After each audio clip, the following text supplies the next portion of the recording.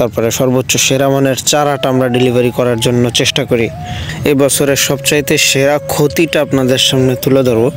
4000 piece চারা জায়গায় আমি তাকে চারা দিয়েছিলাম 4300 পিস, 300 পিস কিন্তু বেশি দেওয়া।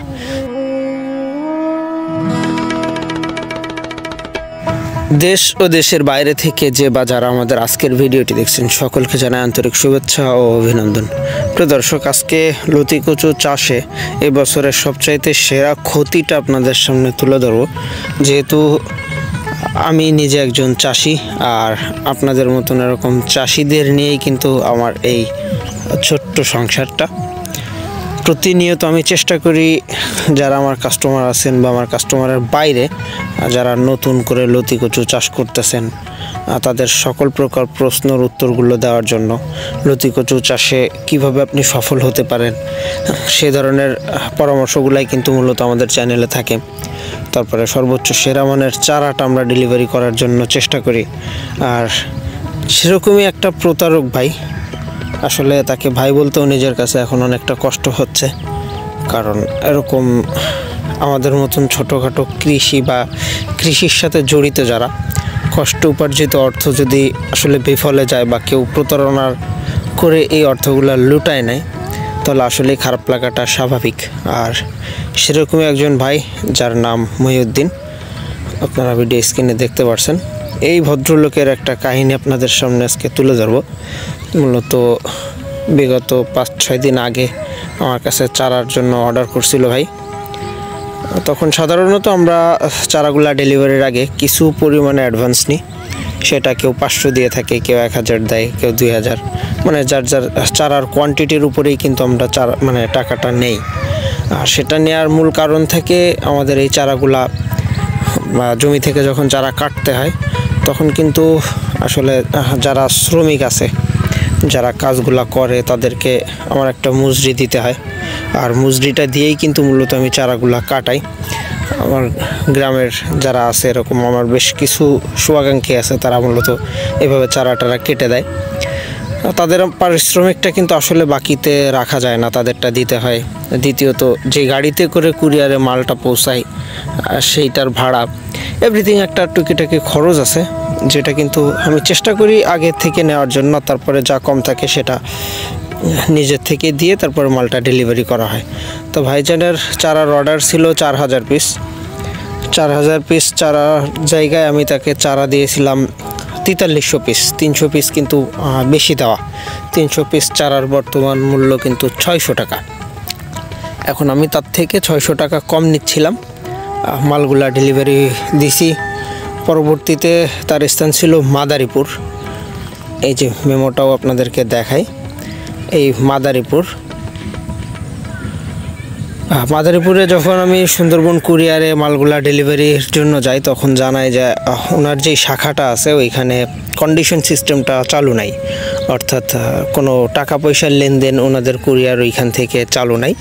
ওনার ওইখানে মাল পাঠাইতে গেলে এখান থেকে সম্পূর্ণ টাকাটা আগে পেড করে তারপরে মাল পাঠাইতে হবে।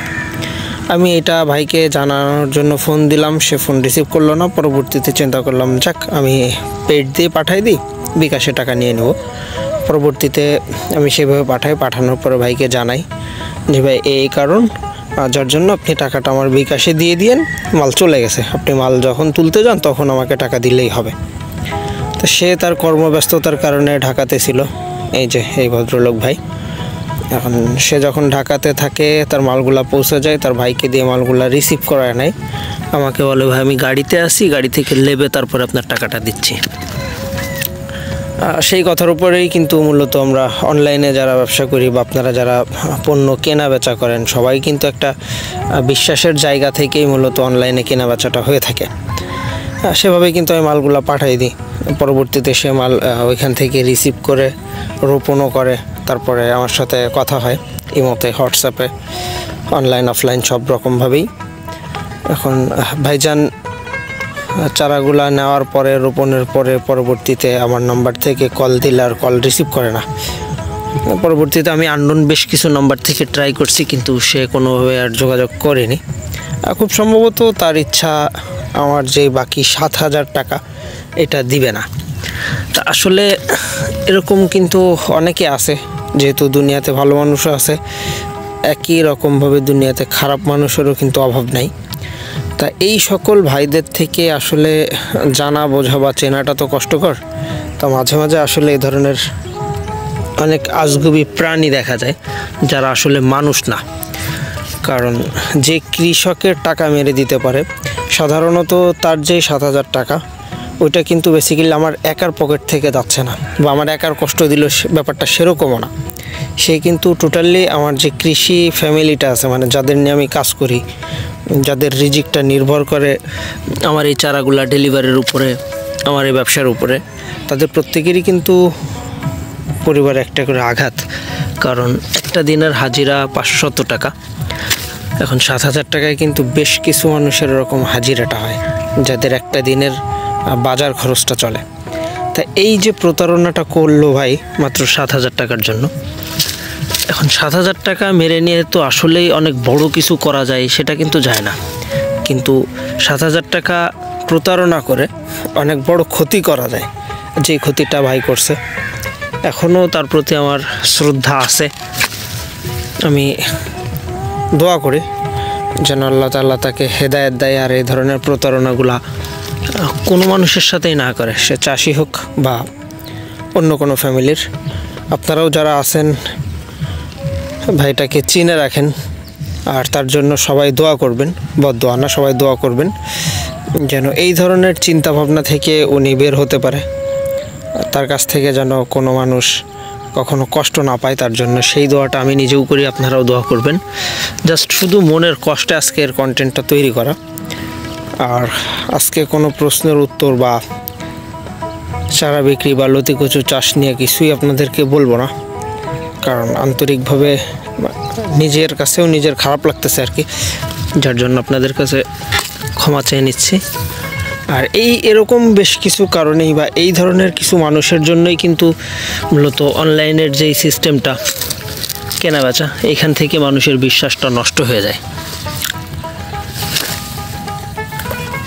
আসলে কিছু বলার নাই, আপনারা তার জন্য দোয়া করবেন, সে যেন সঠিকভাবে চাষ করতে পারে, তার যে 4,000 চারা রোপণ করা আছে সেখান থেকে যেন ভালো ফলন পায়। আর অবশ্যই আমার মতন ওরকম অন্য আবার কারোর না কারোর কাছে সে ফোন দিবে, তার সাথে সে যোগাযোগ করবে, তার কাছ থেকে চাষের তথ্য পরামর্শগুলো নেওয়ার চেষ্টা করবে। তবে আপনাদের সকলকেই সচেতন করি, যদি এই ধরনের মানুষের সাথে সাক্ষাৎ হয় অবশ্যই তাকে লতিকচু চাষের পরামর্শ দেওয়ার আগে তাকে ভালো মানুষ হওয়ার পরামর্শটা দিবেন, কারণ এটা আসলে অত্যন্ত কষ্টের একটা বিষয়। আজকে আর কথা বাড়াচ্ছি না, আসলে নিজের কাছে খারাপ লাগতেছে। মোটামুটি 7,000 টাকা মানে আমাদের মতন কৃষকের কাছে অনেক কিছু, যেটা হয়তো তার কাছে খুব বেশি কিছু না, কিন্তু আমাদের কাছে আসলে অনেক কিছু। ভিডিওটি শেষ করছি। ইনশাল্লাহ চেষ্টা করবেন সবাই সততার সাথে ব্যবসা বাণিজ্য করার জন্য, কারণ যত ভালোই চারা হোক না কেন বা যত ভালোভাবে আপনি চাষ করেন না কেন, সব কিছু দেওয়ার মালিক কিন্তু আল্লাহ। আল্লাহ যদি না দেয় তাহলে আসলেই কারোর কিছু করার থাকে না।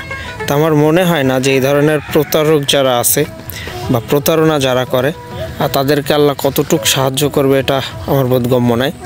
তো আপনারা যদি জেনে থাকেন বা চিনে থাকেন, যদি কারোর উপকার করার মতন সামর্থ্য থাকে বা কারোর সাধ্যের ভিতরে থাকে, একটু চেষ্টা করে দেখবেন আমার মতন ছোট্ট কৃষকের টাকা পয়সা যেন এইভাবে মানে আমার মতন অন্য কারোর জন্য এরকম ক্ষতিটা না হয়। প্রিয় দর্শক, আজকে ভিডিওটা আর বাড়াচ্ছি না, সবাই ভালো থাকবেন, আল্লাহ হাফেজ।